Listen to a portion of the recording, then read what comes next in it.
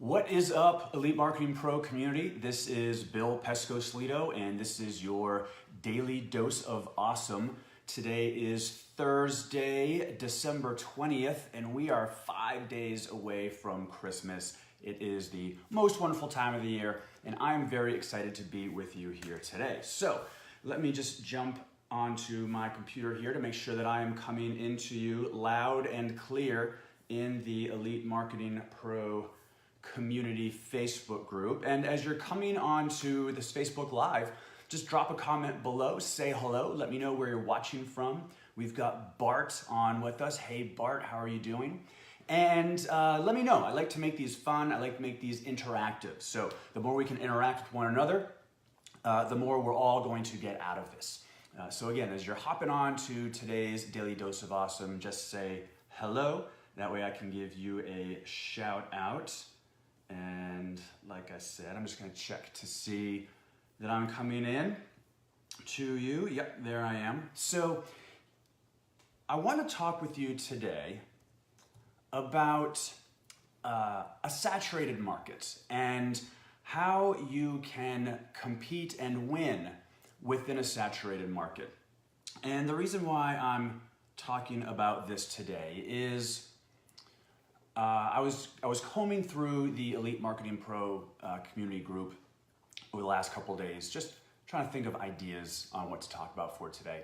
And there's a few different people who'd asked the question, and I'm going to paraphrase the question. I don't remember exactly what it was, but it was, is this a saturated market? And I think it was kind of in the tone of, if I'm new to this, is advertising on Facebook or is getting involved with EMP at this point? Am I too late in the game? Is this already too much of a saturated market for me? Or at least that's kind of how I took it. And this is not meant to call anyone out. This question has been asked only about 1,000 times before. So it's a great question.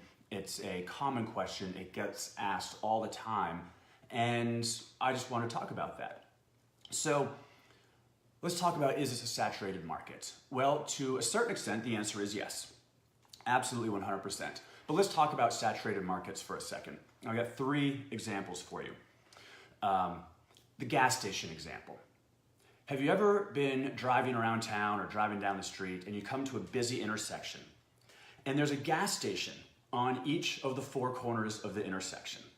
Have you ever seen that? Just drop a yes below. If you've been to a busy intersection, we're literally at the corner of each, the northeast, southeast, northwest, southwest corner of this busy intersection. There's a gas station smack there right at the corner. And if you've seen that, just type yes. I see it all the time. This, to me, is a saturated market, right? I mean, do you really need 4 gas stations within like 50 yards of one another? I mean, that's insane. You don't. That's clearly a saturated market. However, those gas stations are all doing really well. Let me ask you this question. Have any of you been to the mall lately? Maybe doing a little Christmas shopping, got to go to the mall. Have you ever been to the mall and on each end of the mall, or each, maybe entrance, there's a department store. And if it's a big mall, there might be 3 or 4 or 5 department stores in that mall. But let's forget about the department store for a second. Let's say you're now in the mall. And you're in the mall, you're walking along and you're saying, my gosh, there's so many stores in here. Like so many clothing stores, especially like every next store is another clothing store, women's clothing store, men's clothing store, it's just clothing store after clothing store. This is a saturated market. Like these clothing stores, they must all be going out of business because there's there's so many of them. How do they compete, right? But those clothing stores and malls in general are all doing really well.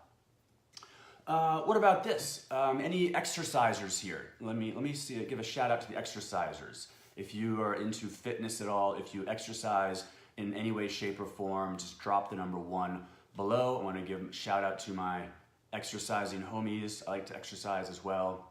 Got a Peloton, got a new Bowflex actually as well. Let me know if you are an exerciser by typing a 1 below. The exercise equipment industry. You go into Dick's Sporting Goods, exercise equipment everywhere, like wall-to-wall exercise equipment. Go into an academy or any big box retail store. You'll have the exercise equipment section. And there's all different types of exercise equipment there, all different stuff. But everywhere you look, and it must be saturated, right? There can't possibly be any more room for a new company to come up with a good product and compete within the exercise industry, right? I mean, it's totally saturated because there's exercise stuff everywhere, right? So therefore, it must be impossible for anyone new to have a good idea or come up with a new product and have their product now on the shelves next to all the other stuff, right? Wrong, right? But it's a saturated market. That's okay. A saturated market is a vibrant market. A saturated market is an active market. So if you want to look at a saturated market, and if you want to think that maybe network marketing or Facebook advertising to network marketers or however different mix mash you want to make of it, and if you want to consider it saturated, yeah, absolutely. But so are malls, so are gas stations, so is our exercise equipment industry. But I don't see any gas stations going out of business right now. I don't see malls, I don't see this like epidemic of malls just shutting down across the country because there's too many of them, right? You walk into the mall, those stores, all the stores in the mall, all of those stores in the mall. I mean, talk about competition. They're literally competing side by side by side. But I don't see when I walk into the mall in my area, I don't see like boards up on all the stores inside the mall. Like, closing soon, going out of business, like the big chain thing at the end of the day, it's just like permanently down always. I don't see that happening. Do you? No. And I got the wonderful Jan Fansler. Hey, Jan. And she says, the whole world is saturated. It's a great point. There's so many saturated markets out there. And is what we do a saturated market? Yeah, absolutely. Because if it wasn't a saturated market, no one would be paying attention to it, right? So flip a switch in your brain, for starters, tip number one. Embrace a saturated market. Don't run away from it or fear it. So let's get back to these examples, though. The gas stations, the mall, the department store, the exercise equipment.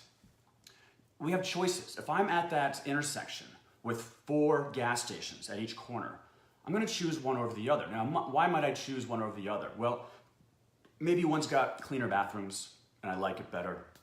Maybe, hey, Shiri is in the house. What's up, Shiri? Maybe it's better service. Maybe they've got, healthier junk food inside if I want to run in and get a snack. But I'm going to choose, right? At the mall, you're going to choose one department store over another. Why might you choose one over the other? Maybe it's based on your past experience. Maybe because of the sales people in there. Maybe it's the type and style of clothes that are in this particular department store. It could be based on price. Certainly some department stores are pricier than other department stores, and you have a budget that you're wanting to stay within. Maybe it's brand familiarity, and you just like Nordstrom's because you just like Nordstrom's. And you just like Nordstrom's because they happen to carry stuff in there that is really what you like. Now, what about exercise equipment? Well, it could be you choose one over the other because there's specific exercises you want to do. Or maybe it's because of personal goals that you have, whether, say weight loss versus muscle gain, maybe. And so you're choosing this particular piece of equipment over that one because it's going to suit your specific goals better. Or maybe there's brand familiarity in that as well. And, drop a comment below. Share with me why you might choose one department store over another. Or share with me why you might choose one particular piece of workout equipment over another. And it could be any reason why. It doesn't matter. Just right off the top of your head, right now, why would you choose department store A over department store B? Anything. Price, quality, the types of clothes in there, the sales people inside the store. Just let me know. I want to hear your thoughts. Now, as I mentioned earlier, I don't see malls going out of business. I don't see gas stations going out of business. And certainly there's just a glut of exercise options and equipment out there. So that industry is doing A-okay. I don't think they have anything to worry about. And why is that though? How is it that they, in these they're in saturated markets, and we all agree and we all understand these are really saturated markets. And we got some people now commenting experience, friendly staff because of the salespeople, as far as why they go to one department store versus another. Great, yeah. Let's see what else. Someone said something else earlier. Scrolling. They choose Southwest Airlines because of the awesome service. Very cool. And keep them coming. Just off the top of your head, why might you choose a department store over another department store? Getting back to these industries, these gas stations, competitive, saturated. Exercise equipment, saturated. Malls, saturated. They're everywhere, right? Department stores everywhere. How do they compete? How do they thrive? How do they survive? How are they massively profitable businesses? And it's because they solve a problem, right? All three of these things solve a problem. If you're driving down the road, you're running out of gas, gas station solves your problem. You need to get some Christmas gifts for the family, the mall solves your problem. You need to lose a little weight after all your holiday partying, right? Like I probably will need to lose some weight in the next coming weeks. The exercise equipment solves a problem. So the real question is acknowledging that, yeah, we're in a saturated industry, and yeah, that's great, that's fine. It's actually better that way, because if we weren't saturated, no one would be paying attention to it, no one would be active in it, no one would be involved in it. It would just be like it'd be like that little general store out in the middle of a very rural town with tumbleweed rolling by. Like, do you want to be that general store, or do you want to be the gas station at the busy intersection, just getting tons of business nonstop, right? So the real question is, what might you do to become a problem solver? That's what I want you to ask yourself right now. So write this down. What might I do to become a problem solver for my target market? Now, obviously, you've got to understand the pains of your target market first. So if you haven't dived into knowing what the pains of your audience is, the pains of your customer avatar are, then it doesn't matter anything. It doesn't matter what you do. It doesn't matter your industry. It doesn't matter saturated or not. If you don't understand the pains and what your ideal customer is going through, if you don't know that, well, you got to do some research first. But if you're trying to move forward and do anything, write an ad, market online, and you don't know those customer pains, you're done. You need to go back, do some research, figure those out. Now, let's shift gears for a second. I know that a lot of people here are new to Elite Marketing Pro, and if that's the case and you're on here, welcome. Maybe you're new to network marketing. Maybe you're just new to the whole online, kind of building a business online thing. And I get that. I was new to this as well. But what I hear from a lot of people from time to time is "but I'm new" excuse. So, and it might come in the form of, I'm still too new. Maybe it's, I've never done this before. It could be, I don't have enough experience. Who's going to want to listen to me? I don't have any experience yet at this. Only the gurus, get listened to. I don't have enough experience yet, so I'll wait until I'm really, really, really good and experienced at doing X, Y, Z before I start doing X, Y, Z, right? And maybe you've heard these before. Maybe you've felt these before. Maybe you've thought these things before. And if you have, I understand, right? I'm not trying to come down on you. I'm here to build you up, not to bring you down. But the reality is these are excuses. And if you don't believe me that these are excuses, these are just mind trash that you're allowing yourself to believe. I can prove to you that these are not excuses. I can prove to you that these are excuses, and that being new, not having enough experience yet, not having enough authority yet, who's going to want to listen to me? These are excuses, and here's why. I didn't have any experience blogging before I wrote my first blog post ever. I had no experience blogging. I didn't even know really what a blog was. I think I'd heard about it, right? So prior to writing my first blog post, I had never written a blog post before.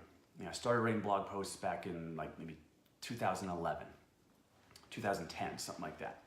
And today I'm sitting here in front of you. I'm a certified content marketing specialist. I'm a blogging expert.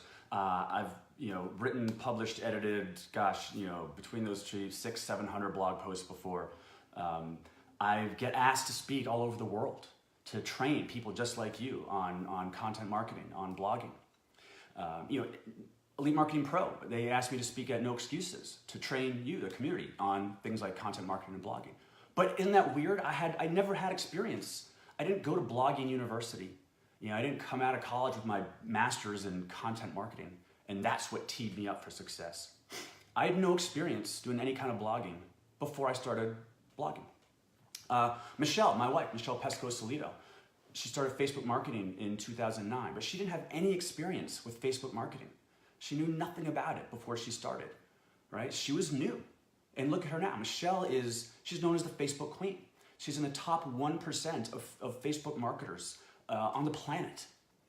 She is literally the go-to person that everyone goes to for when they have questions or challenges or problems or want solutions with Facebook. She's become that go-to person. But she didn't go to Facebook University, right? She didn't have like some sneaky secret training that no one had access to that allowed her to succeed and everyone else was kept down. But she didn't have experience before doing Facebook marketing on Facebook marketing. So how does she possibly get good at Facebook marketing if you don't have experience before you try it, right? It's weird, I know. What about Tim, Fernie, Matt? What about all the leaders in EMP that you know and love? None of them had any experience in doing what they're all great at doing now before they started doing it. So there's your proof right there that if you're new and you're thinking, but I'm still new, or I don't have enough experience yet, who's gonna wanna listen to me? That's just head trash. You just gotta stop talking about it. So the question I have for you is what might you do about this? So you're relatively new to this, or brand new, or somewhere in the newish phase of being with Elite Marketing Pro. We're clearly all involved in this highly saturated market, right? Which, as I've already explained, is actually a good thing, not a bad thing. What might you do about this? What might you do to start getting noticed by your target audience? What might you do to become a solution provider to your target audience? What might you do to become the pain pill for their pains? And I want you to think about this. I really want you to think about this. And Jesse says, make a plan, move forward, and don't give up. Sure, absolutely. Someone else, the comment already flew by, it said research and repetition, I think is what they said. Yeah, you need to start getting answers for your prospects, right? So think about your own questions that you have right now. Google and YouTube need to become your best friends, first of all. Google number one, YouTube number two, your two best friends. They're now on your friend list. Send them a Christmas card. They're your buddies. Start doing research on the things that your prospects are going to have questions on, and then provide the answer, right? And provide the answer if you're talking to them on the phone. Provide the answer in a Facebook Live. Provide the answer in a quick 2-minute video that you can see yourself doing. Provide the answer in a blog post. Write a blog post, right? Just write a blog post. Just start doing it. Become the go-to person in your niche. If you want to stand out, if you want to become a problem solver, become the go-to person in your niche. Start doing the work. Start creating content. Start curating content. Put tons of content onto your fan page that is going to solve questions and help provide answers to what your target market in your niche is looking for. Become that go-to person. Remember, people don't buy products. They don't buy features or even benefits. What they buy is transformation. All right, you've got your prospects in this before state where they've got this pain, they're struggling with whatever it is, they're kind of in this unhappy state. And this is the before state. And what they want, then there's this after state. That's where they want to be. That's where now their problem's solved and they're happy and everything is going right, and it's all good over here in the after state. And then in between, there's a transformation that takes place. And it's your product, your service, your offer that's that transformation. This is what people are buying. They're not buying the widget. They're not buying the program. They're not buying the pill, right, or the shake. They're buying the transformation. So you got to sell the transformation. You got to get them from their before state where they're sad and unhappy, and no energy and fat or whatever, no leads, sick of home meetings, no one to talk to about their business, struggling with technology, can't figure out how to, do something, I don't know, whatever. And then there's over here, the after, where they're happy. They're like, yay, I've lost those 10 pounds. Woohoo, I feel great about myself again. My energy is, I feel like I'm 22 all over again. Or, yay, I'm generating leads. I finally figured out how to generate leads. Look at me, I'm in this after state. Woo, like it's awesome, yeah, right? And it's the transformation. It's in between. It's getting them from B over to A, right? Before to after. It's the transformation. That's what you're selling. So speak in a transformational sense to your audience, to your target market, to your customer avatar. Speak to the desired end result. All right, get inside their head, figure out what is the desired end result. That's how you become a problem solver. That's how you compete in this saturated market. That's how you win in the saturated market.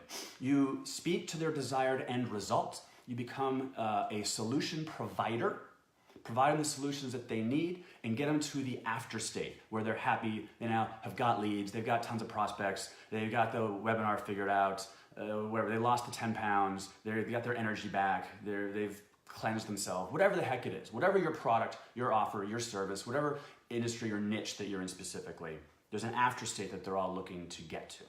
Speak to that desired end result. Now, here's what I'm gonna conclude with.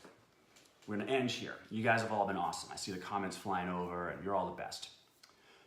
If you have a product out there in the marketplace that doesn't work, it's not worth optimizing. If you have a product out in the marketplace that doesn't work, it's not worth trying to become the go-to person to then sell that product. So all this stuff I'm talking about, none of this matters a hill of beans if your product out in the marketplace is a stinker, if it's a clunker, if it's a dud. But here's the thing. Elite Marketing Pro is a winner. Elite Marketing Pro is not a dud. Attraction Marketing Formula is a winner. These are products that can be put into the marketplace that have proven time and time again to be a hit. They've been winners. Evidence is the fact that you are here right now watching me give you this daily dose of awesome. If Elite Marketing Pro was a clunker, or if Attraction Marketing Formula was a dud, I wouldn't be here right now talking to you. You'd be off doing something else. We wouldn't even be here, right? You go into the Elite Marketing Pro community Facebook group, thousands of people in there, thousands and thousands, right? If it was a stinker or a clunker, we wouldn't have thousands and thousands of people in there. They'd have like 3 people in there, okay? So the thing that you can rest your hat on, the thing that you can know when you put your head down your pillow at night is that Elite Marketing Pro, Attraction Marketing Formula, and whatever different, sub-tier new kind of product they come up with and launch and create and sell. These are winners that you can get behind. These are winners that you can understand how they're going to solve the problem of your target market. And these are winners that are going to put you in a position to be a problem solver and allow you to compete in a saturated industry, and not only compete, but win and thrive in a saturated industry. So I hope this message hit you well today. Again, my name is Bill Pescosolido. It's been a lot of fun here today, and this is the Elite Marketing Pro Daily Dose of Awesome, and we'll see you next time, everybody. Have a great day and happy holidays. Bye-bye.